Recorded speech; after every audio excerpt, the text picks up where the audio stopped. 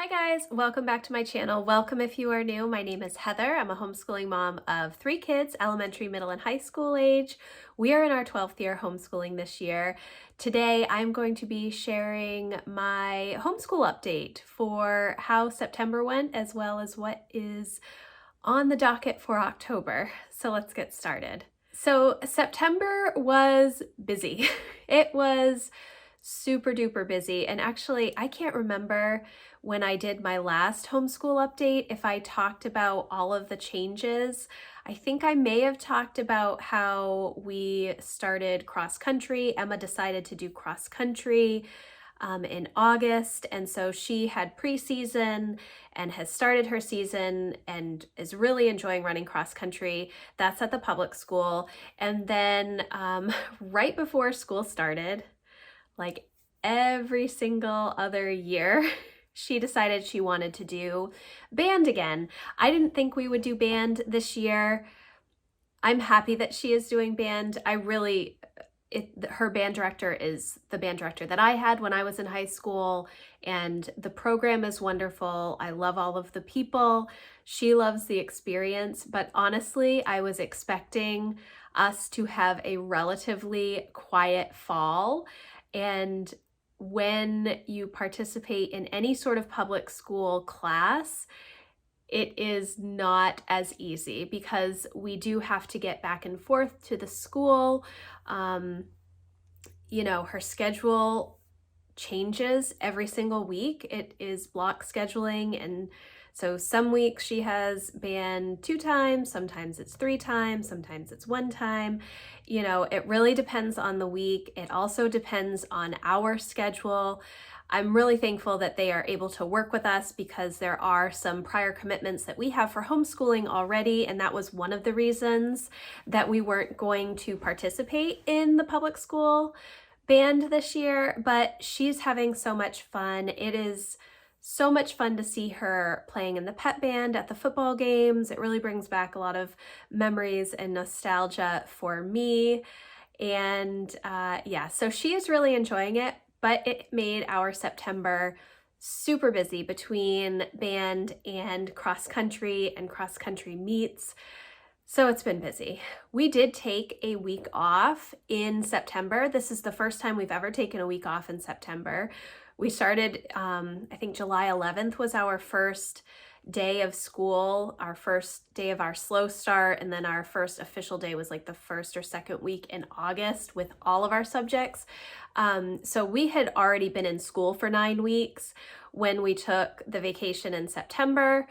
It was so much fun. We had a great time. We did a lot of stuff. We went on a bunch of field trips that are related to Jack's main studies this year, and we had a good time. We worked on some projects around the house, but it was not necessarily a real break for me as mom because, I'm still making the meals, I'm still cleaning the house. We didn't go away anywhere where I would be fed at a restaurant and stay in a hotel and have somebody clean up after me.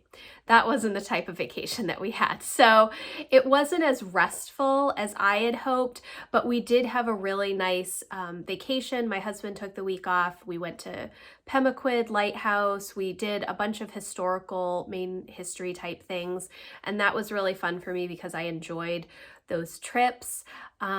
Yes, it was a good break, and the kids did get a good break from their school, so that was good. But when we went back to start, I think the 3rd week in September, I was like, oh, I really wish I had another few days off so that I could just concentrate on some of my own projects and really deep dive into our homeschool for the 2nd term of our year, the next 9 weeks before we take our winter break. Yes, that didn't happen. And then I thought I would have time to do that on my planning day, which is typically when I do a lot of monthly catch up and make sure that I am on track for the next month of homeschool. I didn't take my planning day. I don't remember why. I think I started to, but I think that Emma had band and cross country and we had some errands that we had to run. And so it didn't work out. So I've planned the stuff and I am still planning, but I'm not as on top of it as I like to be. And I know that I do a lot of prep work in the summer, so I can kind of continuously roll through the year and I don't need to do as much of a deep dive on all of the work. I just personally enjoy doing that for myself to really go drill down through all of the questions that Emma and I are going to discuss for her English and language arts, and really make sure that the books that Jack is reading for the next several weeks, I have some good comprehension stuff and I know what we are going to be working on as far as papers and things like that, and history, and just getting my mind wrapped around what I want to accomplish in the next month. It didn't really happen. So October is shaping up to be another very busy month. We have football games, we have cross-country meets, we are busy every single weekend and are not home at all in October. So it is going to be a fly by the seat of your pants kind of month. And I know that when we get to the end of October, I'm going to need a big breath. So I think that I am going to build in another little break. It will have been 6 weeks since we took our last break. And I am kind of floating the idea of the Sabbath schooling method where they do like 6 weeks on, 1 week off. Of course, we are still planning on taking our big winter break from Thanksgiving to New Year's. I do have some other educational resources that we'll be using during that time, but it won't be our traditional curriculum. We will move to Christmas type schooling. So we are still doing school, but the kids don't feel like it's school because they're not doing math. That's mainly the break that they take. And Emma, now Spanish, she'll take a break from Spanish over the month of December. So I think I'm going to take another break at the end of October. We'll see as the month goes on. It has been a good month and we are getting things done. It's just, we're busy, and I knew that when I said yes to Emma for doing cross country, and then again when I said yes to band again. Obviously I have the choice to say no, that's not going to work, but we did want to try it and see, and as of now it seems to be working okay. Jack and Lucy are okay with it because we drop Emma off. When they were in middle school, I would sit in the parking lot and wait because the time was not, the class was not long enough for me to drive home, get everybody out of the car, and then drive back. It just didn't make sense to do that back and forth and have like 10 minutes at home before we had to get back in the car. So it's a little bit easier now because Emma has a longer class when she is at band, and so we just drop her off and then I can come home and then go back and pick her up. But Jack would prefer to not have to be back and forth as much. As we go through the rest of the fall, I think it'll be interesting to see how things shift. And then once we are on our homeschool break, it's a little bit easier. And also once she does not have football games and cross-country practices and meets, I think it'll be a little bit easier to manage as well. So it's been a good September. October is going to be busy. I just did my goals. If you haven't seen my goals video, I will leave a link in the description box. It's kind of just a list of the things that I need to make sure that I'm doing to keep my head above water. I'm not really working on any big projects relating to my goals, except for just doing homeschool well, making sure that we're eating good meals, and that everybody has clean clothes and the house is somewhat picked up. We'll see how it goes. I'm a little concerned with the busyness. I'm not a big fan of the busy. As far as all of the subjects go, I think that it's going okay. We've kind of dropped a lot of the geography for Emma at the moment because we haven't had as much time. Not that we haven't had time, I have not gotten into a good rhythm of how to use that curriculum.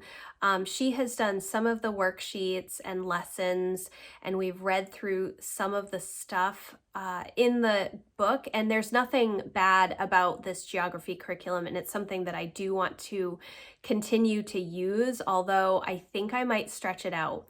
And that's mainly because she's just not that interested in it. And it isn't a requirement for us. It was just something that I wanted to do extra because I thought it would be good for her to have a dedicated geography class, even though we have done geography through Sunlight since the very beginning. I thought that it would be fun for her because she does like maps and such. So we may pick it up in the winter term, I'm not sure, but right now we're mainly working through the constitutional literacy course and trying to get a handle on biology, because Apologia Biology, I underestimated the amount of time that that was going to take. I knew it was a big course and I knew it was going to take a significant amount of work, but it is a lot of work. It is so much reading. It is so much vocabulary. And I'm trying to think back to, because I took honors biology in high school, and this seems significantly more, you know, a lot more. And it's only a 32-week course. So we are definitely behind on the labs, and I'm trying to adjust my expectations as to how much reading she is able to do at a given time, mainly because she does so much reading for English and language arts as well, and a lot of individual reading.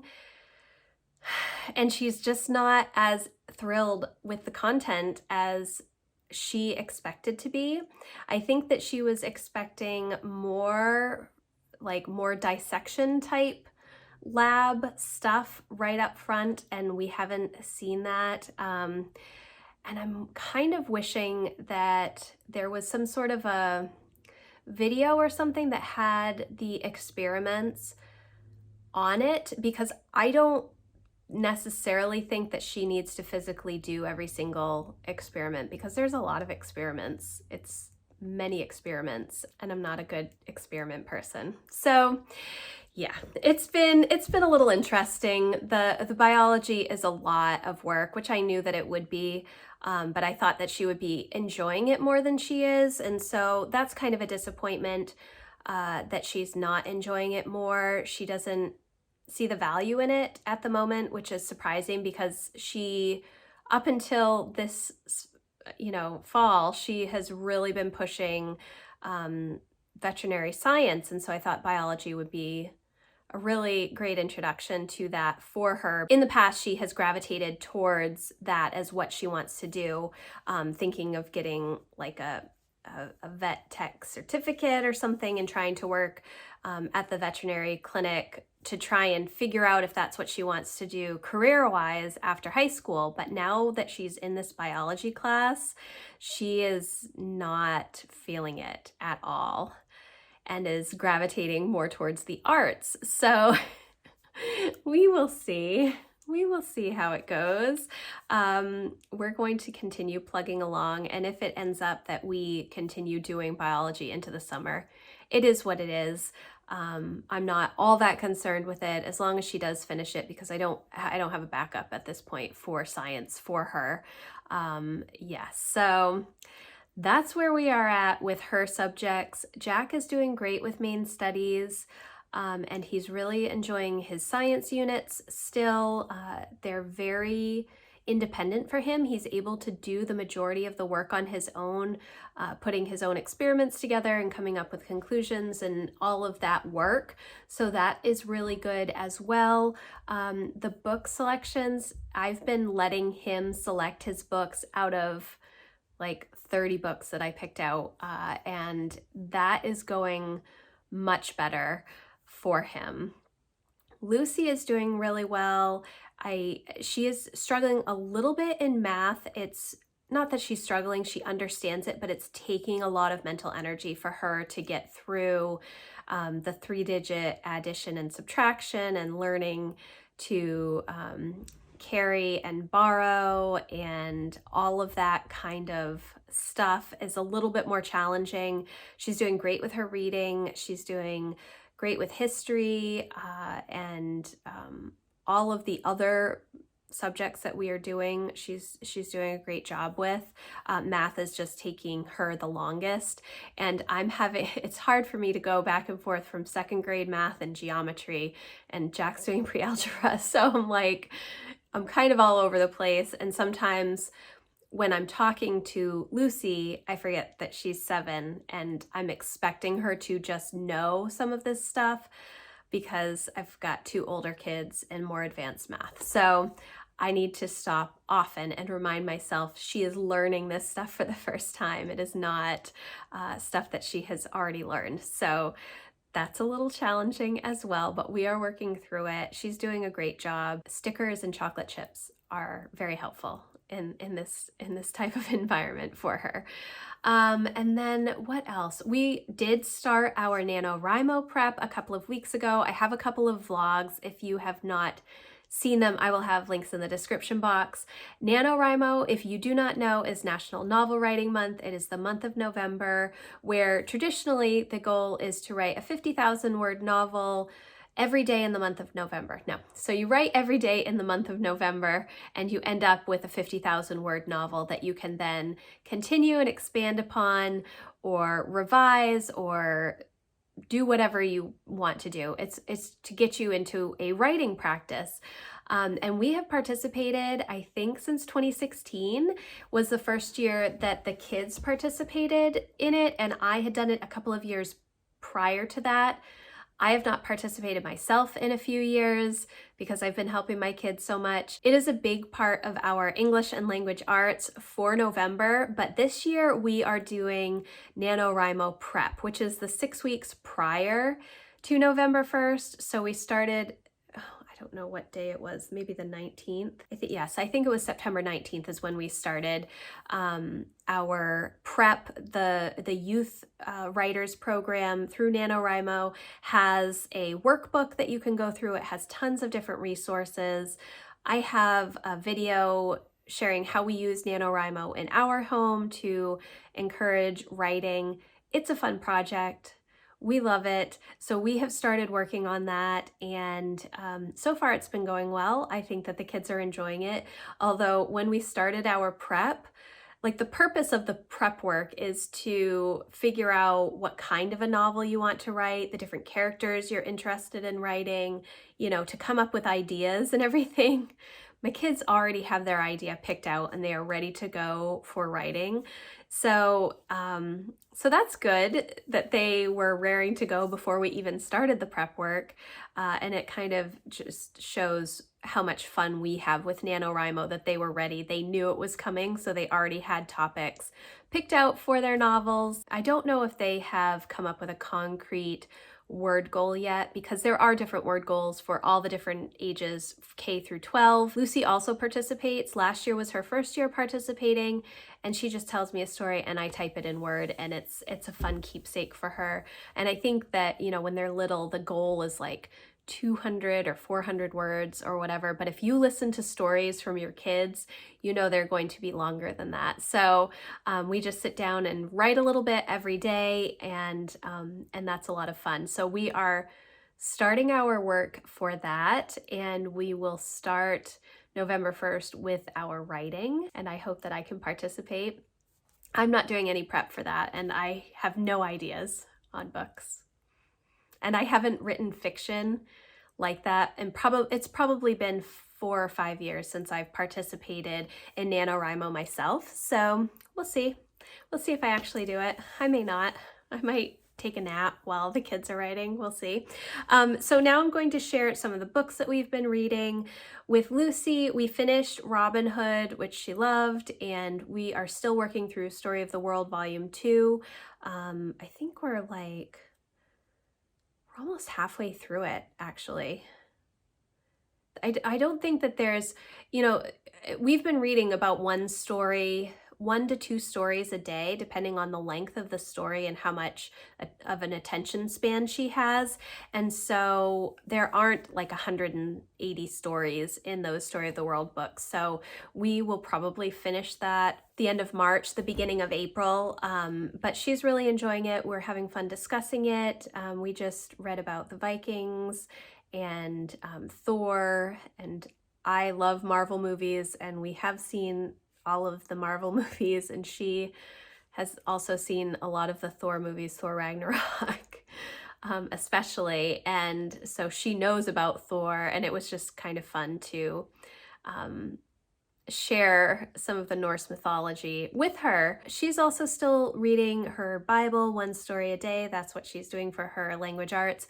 I do actually think that the language arts program has the Bible split up into 2 different sections, but I have been continuing to have her just read 1 of the Bible stories each day, and then once she finishes reading through the children's Bible, we'll move into the other readers that she has available. The book that we are starting next is Sir Lancelot, and I do not have it with me. For Jack, he finished Navigating Early, and I can't remember if he finished this, and I mentioned that during my last homeschool update video. I think that he was just finishing that book or had a few chapters left. And then he read the Survivors series, which is related to the Warriors series, like that Warriors Cats books, but the Survivors is with dogs. So he read the first 2 books of that when he went to the library during vacation and got those 2 books. He just finished Snow Treasure a couple of days ago and is now reading In Search of Honor, which is, I think he said, about the French Revolution. So that's not as high on his I love this book list, but he did like Navigating Early and he did like Snow Treasure, so that's good.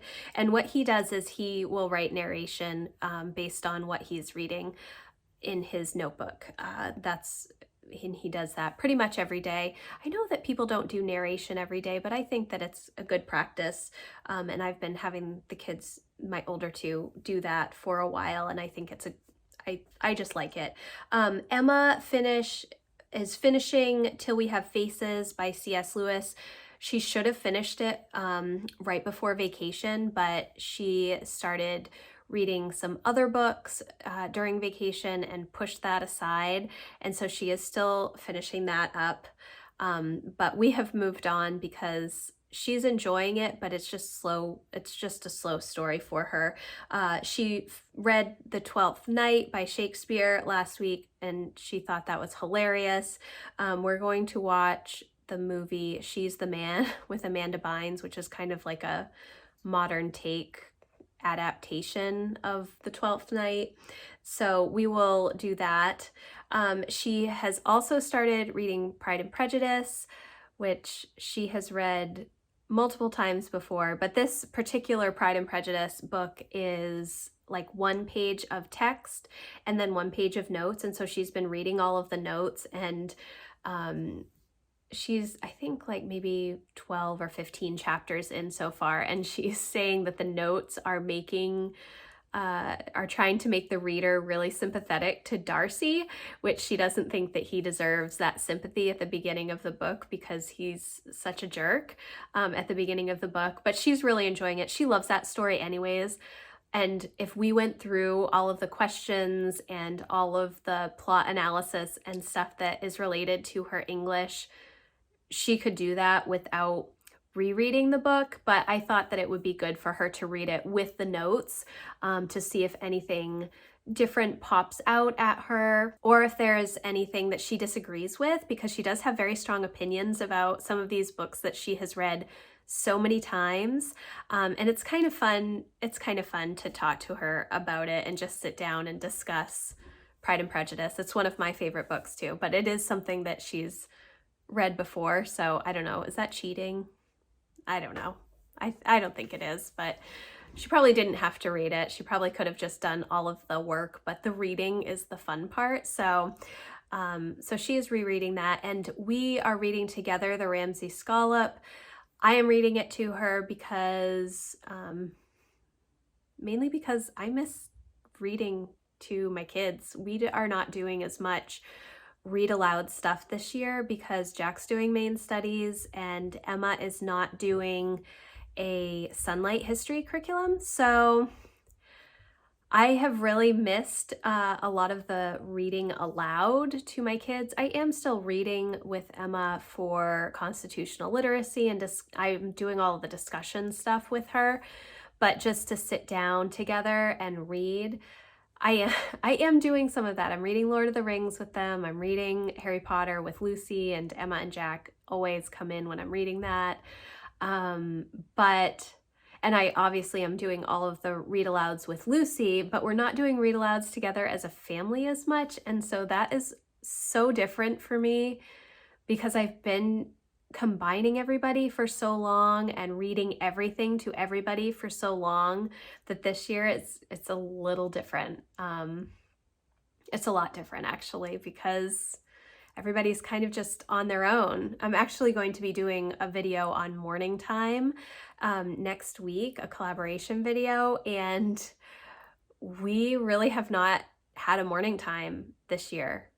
Everybody is kind of doing their own thing and I'm just bouncing around to everybody. So it might change now that we are through September and I kind of have an expectation of what's going on with band and when we need to be at different places and, you know, that kind of stuff. So I may be able to finagle some stuff together, but as of right now, we really haven't been doing a morning time or like a time of group subjects. And part of that is, yes, because I have a 7-year-old and I have a high schooler who's doing sophomore level work. So it's kind of hard to find things that everybody can listen in on.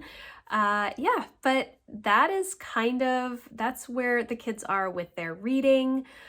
I have not been reading a ton this month. And actually, I've said this, I think, in several videos. I've been kind of in a reading slump since May. And I think that's because I read like 250 books last year, which was amazing. I'm super pleased with that. And I've read about 175 this year. So it's still possible that I will meet that 250 book goal. But I kind of feel like I read all of the books that I wanted to read last year and there hasn't been anything new and exciting that's really kept my interest lately. Most of the books that I've read have been like 3-star reads, or I just start books and read like 10 chapters and then I'm not into it. And so I return it to Kindle Unlimited or I return it to the library. Yeah. So that's been a little bit more challenging. I did read a few books that I liked this month. The first was Soundtracks by John Acuff, which is, you know, kind of like a self-help type book and changing your thinking and trying to make progress that way by changing the soundtracks that you're listening to in your head. I do really recommend it. It's a great book. I gave it 4.5 stars. And then I read Mariana Zapata's new book, When Gracie Met the Grump, which was completely different than anything that I've read by her. It was like a superhero romance, slow burn, long, drawn out, very character driven, not a lot of plot. I didn't know what was going on for like the first half of the book. I did like it as we got to the end.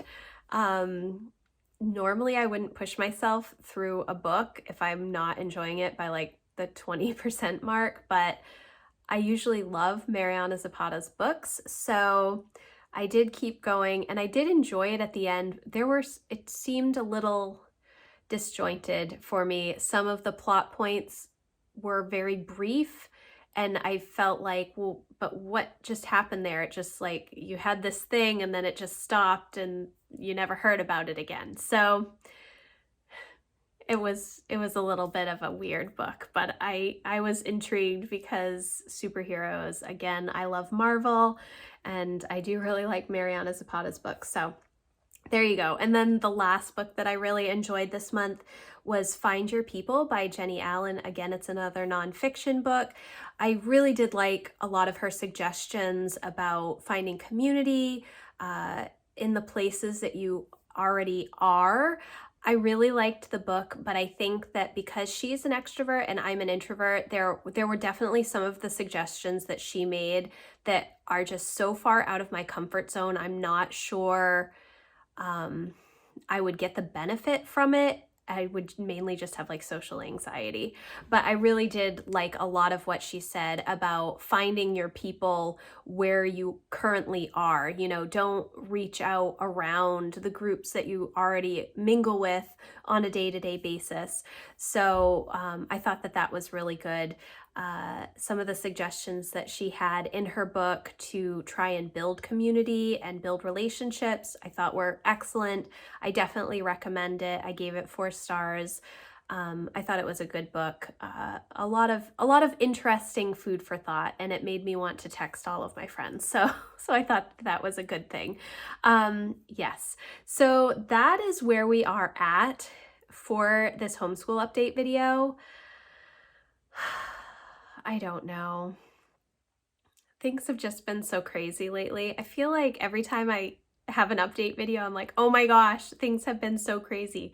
This entire year has been so crazy to me. I don't know. I think that it started, you know, in the winter, everybody was sick for so long, and then we had such a busy summer.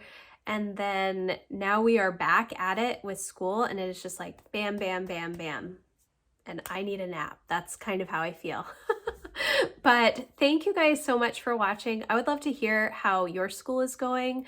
Did you just start back up at the beginning of September? Let me know in the comments how everything is going. If you've made changes to any of your curriculum, if you've dropped some stuff, like we've dropped geography, you know, let me know how things are going, or you can always email me.